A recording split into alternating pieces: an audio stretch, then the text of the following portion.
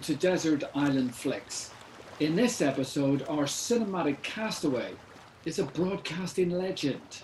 He's the iconic host of Gazzetta Football Italia and now the Totally Football Show. It's AC Jimbo, Mr. James Richardson. Hello, James. How are you doing? Hello, Brian. Lovely to see you. James, before we send you away to a desert island, how are you coping in lockdown? Okay, well, I'm at home in Maida Vale, just in front of this pull-down sheet that I rented of a library with books in it. I have to say that, I've been very fortunate so far. I haven't been affected particularly. There are shops, they have food. I cook the food. I've got my son staying here at the moment, and the weather's been very clement. You can climb onto the roof with a bit of dexterity. So all in all, I can't complain. Now, James, we always imagined that you would have a cappuccino in front of you as we speak. Not at this time of day, Brian. Of course, everyone knows you don't have a cappuccino after 11 a.m. Isn't that right? I don't, but you're free to. I'm not the cappuccino police. James, we know you as an Italian football expert and a style guru for me, but tell us, what role does films and cinema play in your life? Like any right-thinking person, I love and respect cinema, and it's something I can't get enough of, and can never stop learning about. And so that kind of role, really. So, James, let's begin with the first film you saw in the cinema. Shall we ever play our games again? Or will the games we play end here? Or will the games we play end here? I'm sorry, Mr. Rusty, but I do feel rather sad. Don't worry, I'm sure everything will be all right. And I'm not often wrong about these things.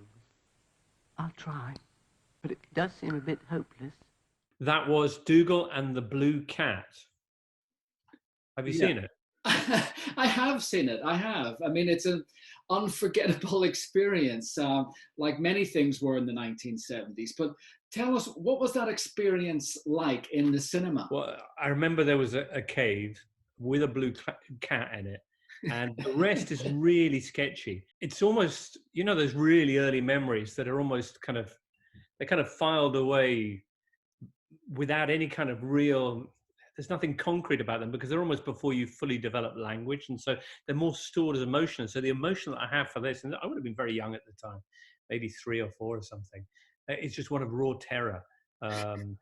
It was a Magic Roundabout spin-off film in which Dougal goes on some strange journey and ends up in this cave with this blue cat that was freaking terrifying. You've seen it, and I must admit, I did years later find a copy of it and watch it with my son, and so the cycle repeats. But I still can't remember what happens in it. Just that it's some really kind of freaky 1970s stuff. Tell me anything more about it. Does it end happily? Well, it certainly didn't end happily for me, because if you were called Brian in the 1970s, then I was the slow, boring snail throughout my entire childhood. Dylan was the rabbit, Brian was the snail. Of course, Dougal and the Blue Cat has gained extra cinematic significance because the English language version was written and narrated by Eric Thompson, father of Dame Emma Thompson. Really? Yes. So somewhere in there, maybe in the Blue Cave, a father inspired a daughter to greatness. Absolutely. From father to daughter. Right. What else did Eric Thompson do then? I think he went round and round the magic roundabout. I don't know what else he did after that. That's a question for another desert island. It is. Let's move on to your film hero. And you have a film hero on screen and off screen. So let's begin with the one who maybe inspired you to become a great presenter. Right. So tell us who your off-screen film hero is and why not. And why him? And why not? Oh, and why not? Sorry, yeah. Sorry, yeah. So my kind of film hero was the host of film 80, 81, 82, etc., Barry Norman. At the time, he seemed pretty amazing as a presenter, I guess, as a reviewer as well. You felt that you could trust if he liked a film that it would be worth watching, which is kind of the bottom line for a film reviewer. But more than that, he seemed to possess a kind of easy intelligence and charm, and you felt kind of easily intelligent and charming as well when you partook in that admittedly one-way conversation with him across the TV screen. You know, when you were sat there listening to him, you felt that, yeah, we're the smart people, and you know, you get it, and I get it too, Barry. So he was, you know, very dry, very relaxed, seemed utterly at ease with the whole notion of sitting in front of a camera and talking to people in their thousands or millions, and I really liked him. I identified much more, say, with him than I did your Dickie Davises or your Satan Greaveses or any of those things. Now that's high praise coming from you. Now your on-screen film hero has been described as being a fast talker, intense, with a short temper, and he's called James. Isn't that interesting? See, now I hesitate to call him my hero, but I found him. There are actors basically who you will watch a film just because they're in it, and I'm sure we all have a collection of these. That it's Brian Cox or whoever it is. You think, oh, I just love watching them. I just love watching them perform. And kind of through the 80s, he was the guy who maybe more than any other would maybe think, I don't care how bad the film is. It's just going to be fun watching him do his thing through it. To call him a hero is difficult because his characters were almost always anti-heroes. And he himself is now very much on the anti-hero side of things. Politically, morally, kind of made all the wrong calls. He is James Woods. I found him absolutely electric to watch. Videodrome, Against All Odds, The Guiltiest of Pleasures, all those great movies. Yeah. He began his career, as all great actors should, in Kojak and the Rockford Files, before hitting the big screen. Now, if you were to choose only one of his iconic films for people to watch, which one would it be? Well, I think probably he was in a film called The Onion Field, which is probably the first time I really cottoned on to him, a Joseph Wambauer film. I don't know who directed that. I mean, Joseph Wambauer was a crime novelist in the 70s, late 70s. And it was about a couple of guys who shot a cop and one was on death row. And he's this kind of, unusually for James Wood, this kind of weaselly, twisted criminal guy. I would say, I mean, it's tough to pick between Videodrome, which has got Debbie Harry and kind of weird Cronenberg stuff in it. That's probably the one to go for. But if it's for me and I'm on my own and it's kind of the afternoon and whatever, I might just actually kick on Against All Odds for the phenomenal Phil Collins and Peter Gabriel soundtrack. For the fact it's got Jeff Bridges in it, and why I didn't say Jeff Bridges in my cinematic hero, I don't know, because... And it's got Richard Ward, and it's got James Wood just being this kind of weaselly, morally questionable criminal fellow, you know, James Wood. You're gonna tell me you don't need to release a little tension? Do I have to tie one leg behind my back? Take the old route. Sunset.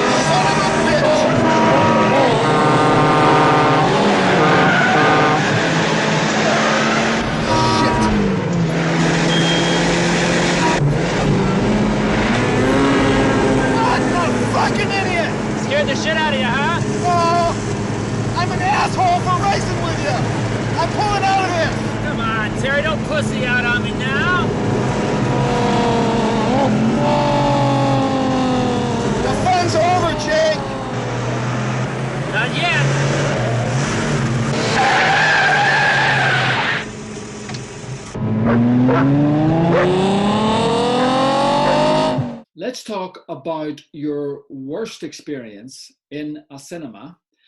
Oh, sorry, I've just spilled red ink. Sorry, can you tell us what that was? In terms of a specific moment of discomfort, it's a dead heat between Don't Look Now and another movie. Don't Look Now, I took my then girlfriend to see at the ICA in central London, kind of very serious cinema for serious cinema people. And it was playing there as, you know, one of the great Nicholas Roeg films. So we went to see it, and I'd seen it before, so I knew what was going to happen. And this didn't help because, unfortunately,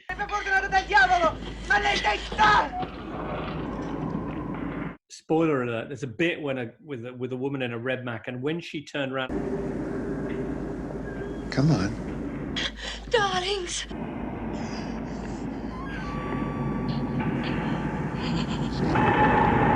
I stood up and screamed, and everybody in the cinema turned around and looked at me, which meant they missed the thing that happened then. So effectively, the moment that the whole film had been building up to, I ruined by the fact that I squealed like a baby. I've seen your little girl, and she was laughing. Yes, my sister's psychic. She wants you to know. I've seen her, and she wants you to know that she's happy. Christy. And the other film that I had a really bad incident with was Pee-wee's Great Adventure, a wonderful film, but unbelievably, I did the exact same thing in that movie as well. I was seeing it in a small cinema, this is in the 80s, somewhere off Tottenham Court Road, and the bit where Large Marge is describing the events of 10 years ago, and when they pulled her from the wreckage, her face looked like this, and her face was just, ugh! And I stood up and yelped, and everyone just turned around. And Some night, huh? On this very night, 10 years ago, along this same stretch of road, in a dense fog, just like this, I saw the worst accident I ever seen. There was this sound, like a garbage truck dropped off the Empire State Building.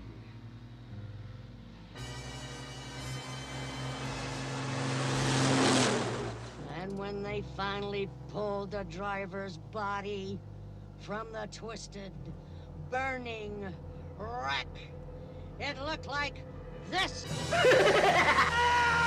Ah! Now, have you stopped this in the cinema? I don't go and see scary films. Pee-wee's Great Adventure clearly isn't a scary film, but I try and avoid films that are going to lead to this kind of moment. And maybe in some ways I've learn to rein it in a bit, but no, I don't deal with shocks and scares particularly easily. Let's move on to which film character you would like to be and why. Spider-Man. Now, tell us about this. Why this film character above all others? I mean, he's Spider-Man. I don't really know where you want me to go with this, but he's Spider-Man, and he can literally do whatever a spider can. Which is just amazing. And he's really cool, and he swings around. Costume looks amazing. And webs, all that stuff. I'd really enjoy being Spider-Man. Pretty much any of those superheroes, I think. But Spider-Man in particular, because of his kind of wisecracking charm as well. Were it not to be him, I wouldn't mind being Marcello Mastroianni's character in La Dolce Vita. Or just basically being him. Yes. Whether the character or not, that would do for me. I'll have that. Yeah. Marcello Mastroianni is probably the coolest actor of all time, no? Possibly, yeah. Now, apparently there's been 20 actors who have played Spider-Man. I can only think of Tobey Maguire and Tom Holland. And Andrew Garfield in the middle. Andrew Garfield, of course. Who else we got? Do you have there's three anyway. Say there's three. My favorite Spider-Man is probably Spider-Man Noir, as voiced by Nicolas Cage, of course. Oh, fantastic. In Spider-Man Into the Spider-Verse. Of course. No, there you are. There's about 6 more of your Spider-Man. Absolutely. What a great film that is. Truly one of the most remarkable films. one of the nicer surprises I've had. I mean, there've been lots of films that I've enjoyed, but it's quite rare, particularly with the amount of information that we have about films these days before we see them. It's quite rare that you get caught off guard by a movie the way that one did with me. I really wasn't expecting it. I mean, particularly the presence of a kind of spider pig on the poster. I thought he'd be a kind of Scrappy-Doo type figure, but not a bit of it. It's genius, that film. I loved it, and it sparked me into actually a massive comic reading habit. Most of these shelves there are fumetti, comics, trade. There's even a Spider-Man Noir trade paperback in there. This is a pretty hardcore origin story. It's okay. We're gonna figure it out. Were you followed? No, I don't think so.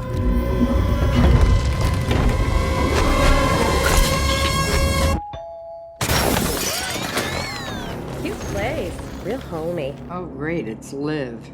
I guess I was followed. Oh, no. Oh, I think I'll be taking that.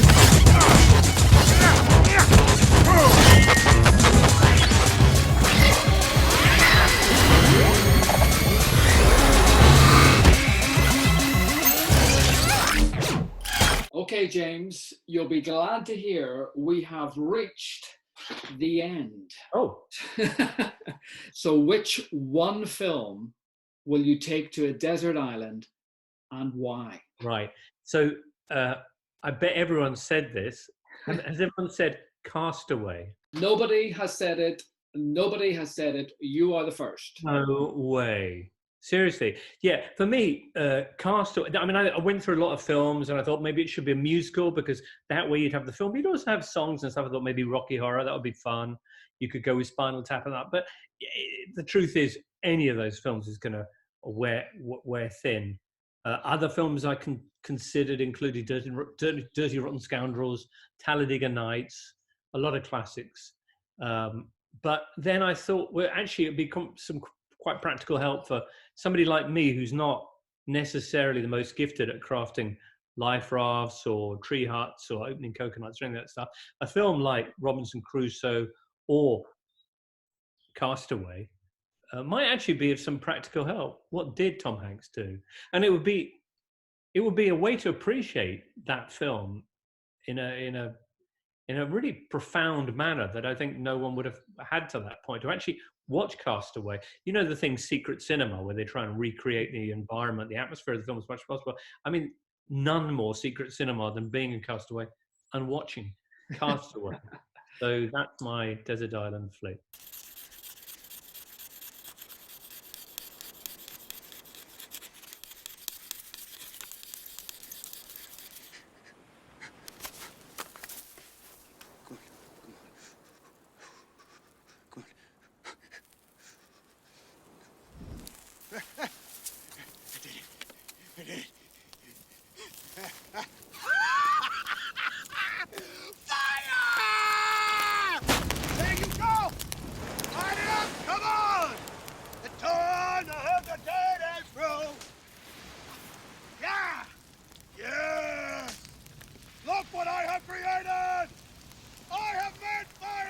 James, thank you for sharing your desert island flicks.